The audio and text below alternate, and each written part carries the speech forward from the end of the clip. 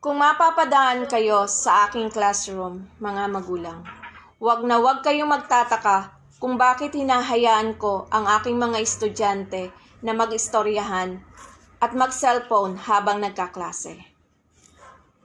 Ayaw ko silang disiplinahin dahil kapag dinisiplina mo ang bata ngayon, iniisip agad ng magulang na inaabuso ang kanilang anak.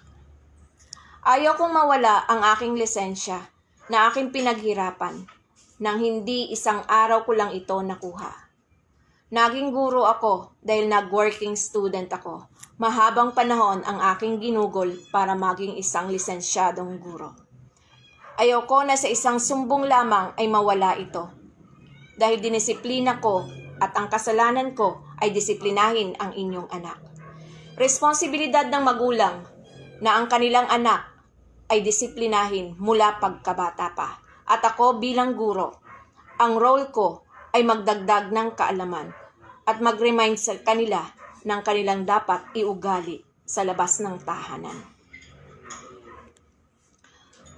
Ang ugali ng mga bata ay refleksyon kung paano dinisiplina ng magulang sa loob ng kanilang tahanan. Kaya huwag isisisi sa guro kung ano ang kanilang ugali. Ang ugali ay unang natututunan sa tahanan.